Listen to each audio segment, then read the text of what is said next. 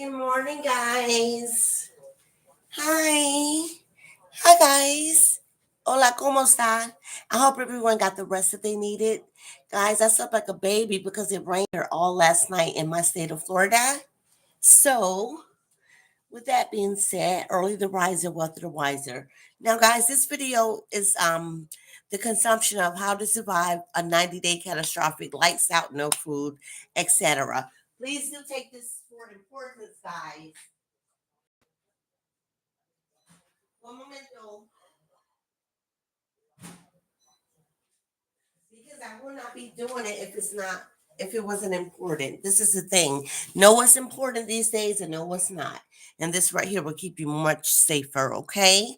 As you come in, please do subscribe and please do share this with your family as well. But we're gonna begin, okay? Hi, good morning in the chat. It's called How to Survive the First 90 Days of After the Collapse. This is very important, guys. Don't take it lightly. Let's begin.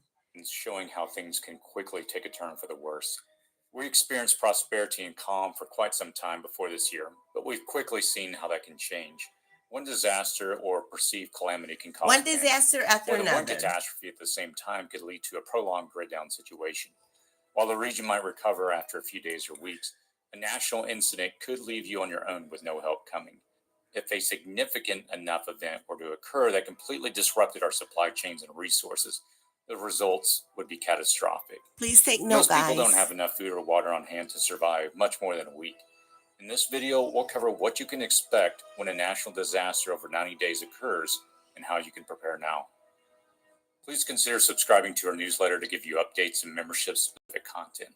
Visit www.cityprepping.com/newsletter.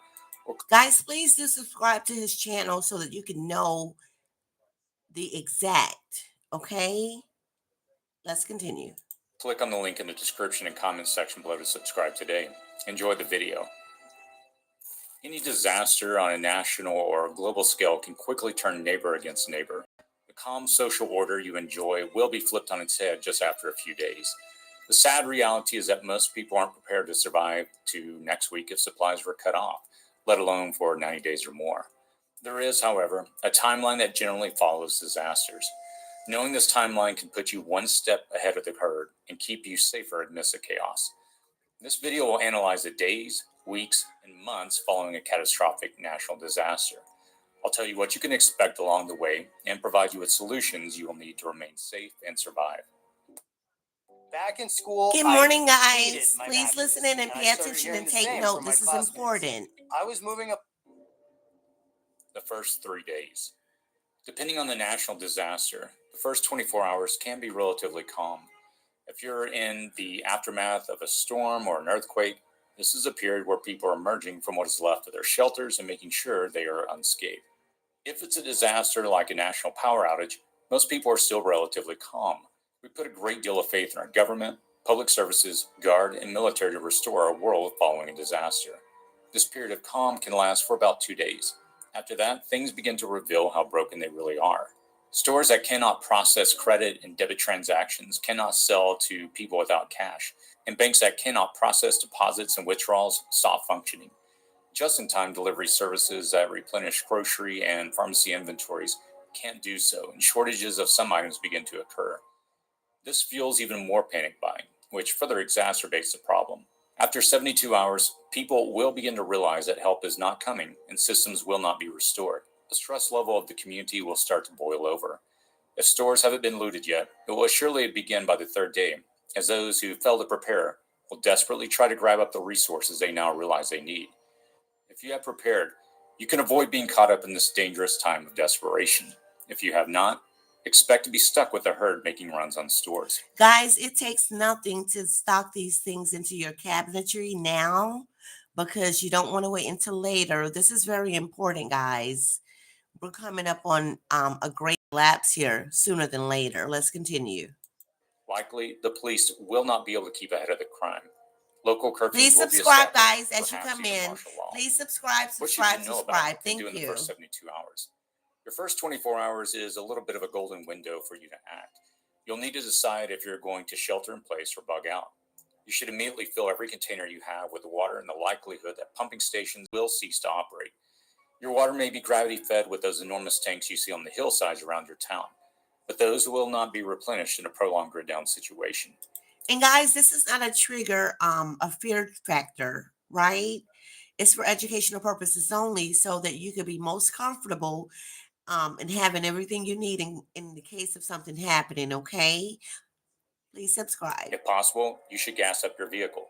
Within the first 24 hours, if you need to go to the store, do so with cash if there's any supplies you need to top off. But again, only do this if you have no other option, as it is likely that people will be in a state of panic. So don't plan on this being your primary plan if you fail to prepare. Evaluate accordingly based on the knowledge of your local stores. In the first 48 hours, you should. And guys, of course, you know that the ATMs are not going to be working. No banks are going to be open. No grocery stores, anything catastrophic. Always make sure that you have cash on you. Please have cash on you, at least $500. Well, I'll say $300 to $500, and that's not pushing it. Make it $5 if you have a family, but if it's just you and another, make it $300. But always keep cash on you. Should check in with your mutual assistance group if you've established these types of relationships. If you live in an apartment complex, you should coordinate a floor or building meeting to discuss posting guards at the entrances and other strategies to keep your building safe. Though phone and internet services may be down, apps like Bridgify that utilize mesh networks may still allow you to communicate with others or get news. Remember this, CB or ham radios can provide you with critical communication abilities. The CB should be part of your prepping supplies because they are very affordable and vital to communication capabilities. You should also monitor your emergency radio channels to assess the extent and area radius of the disaster and base your decision on whether to bug out or bug in based upon this information. If you have a police scanner, you can monitor the chatter to determine how the disaster's aftermath is unfolding. Don't give too much credibility to the word-of-mouth rumors and gossip. Especially, don't base your decisions on this type of communication. Right. Assuming you have prepped in advance, your most significant decision in the first 24 hours is going to be whether you should stay or go. Right. Your window of opportunity will begin to close after the first 24 hours. Roads will begin to fill up, and travel will likely not be. Guys, this almost sounds like hurricane prepping. I live in the state of Florida, so we're not new to this. We're true to this. This is why I can share it with you guys. We're not new to this. We're true to this. Living in Florida, a hurricane state, guys. Come on. So anybody out of Florida that are teaching on these things, pay really attention because this is something that we have to live through every year due to hurricanes. So we're already prep ready, minded. Let's continue. Please subscribe as you come in. Any longer. Ask yourself, can I make it 90 days where I am? Even if the answer is yes, have a bug out plan and bag ready if the situation forces you out.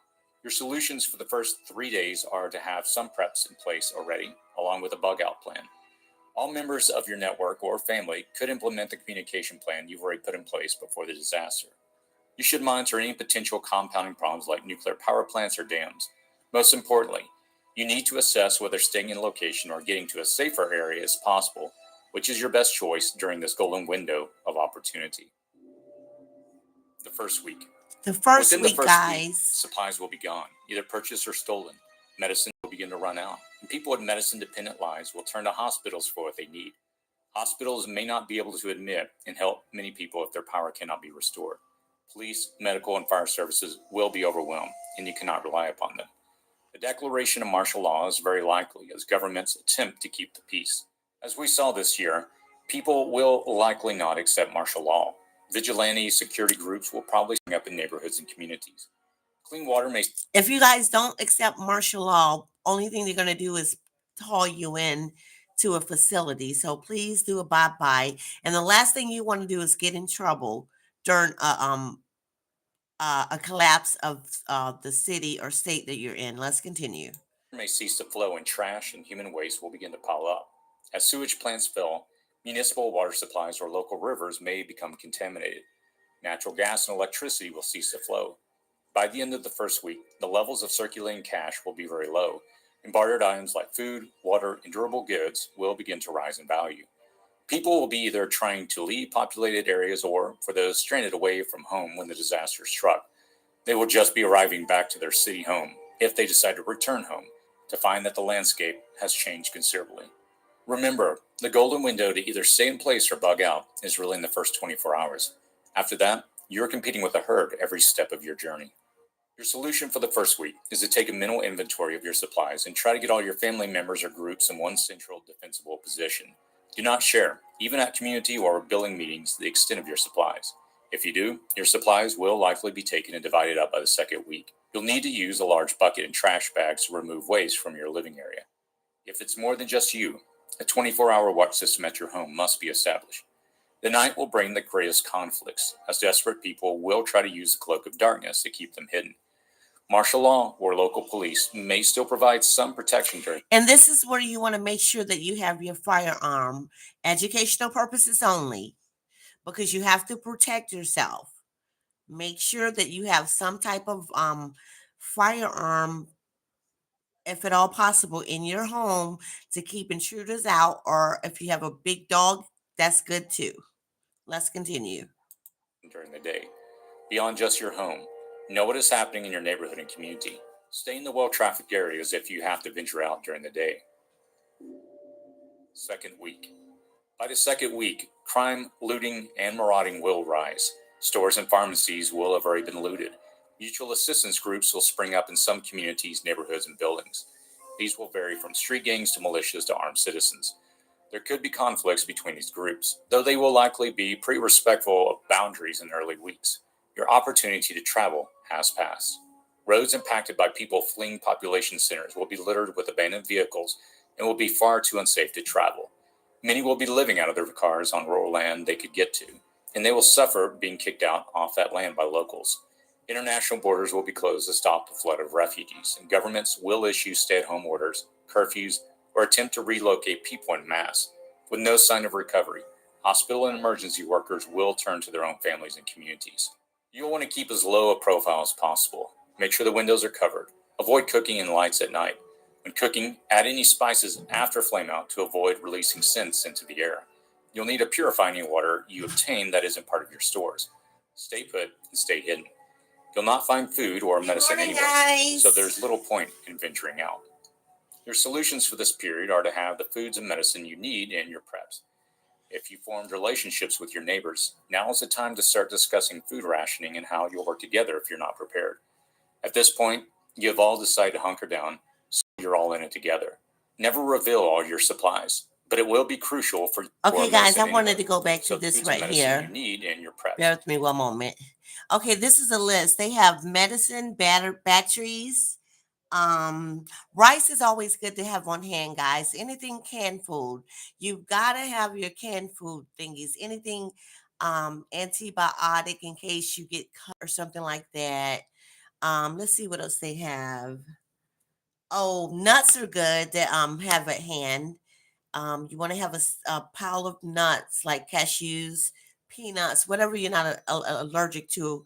Make sure you have your batteries, plenty of water, tissue, just things like that. But I wanted to come back to give you this idea right here for your list. Okay, take note. Please do adhere to. If you formed relationships with your neighbors, now is the time to start discussing food rationing and how you'll work together if you're not prepared. At this point, you have all decided to hunker down, so you're all in it together. Never reveal all your supplies, but it will be crucial for you to have a large supply of food stored, as you may be the only resources your neighbors have. Always barter a cup of beans or rice or a couple of ramen noodle packets for things you know you will need in the weeks ahead. If someone wants to charge their item with the solar generator you have, you should try to have some costs associated with that. Otherwise, they'll be at your door repeatedly using your resources. Avoid giving away your valuable preps for nothing in return. You should have medical kits and books to allow you to care for yourself and others. The loaning of prepping books you've already read and do not need to reference is the only exception, because you want your neighbors to be knowledgeable and not a burden. If sewage is down, you may need a community plan for removing waste from your living areas. Thanks, Mike. Okay, guys, this is really good. I wanted to share this with you guys because it's important. Please do subscribe. This is the third week of the 90 days. By the end of the third week, seeing a car on the road or a plane in the sky will be a curiosity. If it's a car on the road, it likely will signify potential danger. Are there still no communication or signs of recovery? You'll be stuck where you are, and you should give up the prospect of any recovery at a national level. You'll have to rely upon your network for protection. Marauders will be an ongoing threat. It will not be safe to leave your network alone. If you and your group are to survive, your solutions are to delegate responsibilities based upon areas of expertise. Any current or former Leo or military should be in charge of implementing a security plan. Anyone with medical training will have to provide those services. Again, don't reveal all your food stores, but contribute maybe a pound of beans and a pound of rice. Those will feed several people and keep people from getting desperate. The reality that you're all in this together will sink in for many, so you'll need to provide direction to steer your community. Maybe loan a book or two to people who show they have some expertise. As a community, you'll need to obtain water by draining water heaters or pipes or setting up a rain collection system. You'll need to lead the thinking on these things. The ability to provide survival knowledge to your community will make you an invaluable asset. 1 to 2 months. By now, things are up to you and your community for survival if no help is coming. As a I'm prepper, just you having will some become a coffee, valuable resource if guys. you can help your community. Tough decisions will have to be made. Rationing of food within your home. Roles will have to be established and skills brought to the table for everyone to work together. Many envision that after a significant disaster and no help is coming, that they'll simply be an island to themselves. The reality is that this will not be the case. People will know what you have, and if you haven't started forming ways to help others near you that can help you in return, you may have an angry mob at your doorstep. While many in the prepper community envision that they'll be fine making it independently, if you live in an urban or suburban environment, this simply will not be the case. Remember, manpower will be critical for survival. The notion of just sitting on a stockpile of food is simply not realistic, as others will figure out quickly who has food and who does not. It is in this moment that working with and not against your neighbors will enable everyone to survive. 3 months. After 3 months, it will be apparent that rescue isn't coming. Governments won't restructure. After Please such a long subscribe. natural Thank disaster, you. any government that shows up in your city will not be there in a friendly, helping capacity. It will be more feudalistic, community against community as they compete for natural resources and remaining resources. You're stuck where you are and may be subject to whatever jurisdiction rule holds the most power. You'll likely no longer be in a populous area. Either you left or they left. The death toll from a prolonged SHTF situation can only be estimated, but even in the low estimates, fully 1/3 of all the people will not survive in the first 90 days. Gone will be the elderly and anyone with a significant medical condition. Those receiving Guys, this is why it's imperative that you are staying in shape, because that's just going to play a big part in any collapse. You're going to have to be able to move around, maybe to run, for those of us that can do these things. This is what needs to be done. Okay, let's continue. receiving medical treatment or anyone in fragile health. Expect others to die from violence, starvation, dehydration, illness, travel, and exposure to the elements. The reality is that most people can't Wow. walk 10 miles, find food or water, or have the knowledge and skills to survive outside the fragile systems they rely upon. The world will Jesus. look very post-apocalyptic, and either small Look communities at will this, band together guys. and Look at rebuild this. by sharing labor, knowledge, and We're resources, not used to or this, it will right? remain very But this is fragmented. this is what By will now, happen you contribute in a something to the sustaining of your collapse. network community. Your community may have established trade or alliances with other communities. As much as it is common to think that as a prepper, you'll be able to go it alone, the reality is that you'll need a community to survive unless you're completely off grid in the wilderness. You will need a community to survive something like this, guys. Don't take it lightly. And try not to upset your neighbors because you may need them someday, okay? I hope this will be beneficial to someone, and I'm sure it will because all it takes is one. So we're going to end here, but I just wanted to adhere to this because Gary, Indiana is suffering right now, and it's been spreading throughout the state. So please be safe and have your plan ready. All in Ecoline Lifestyle, please subscribe.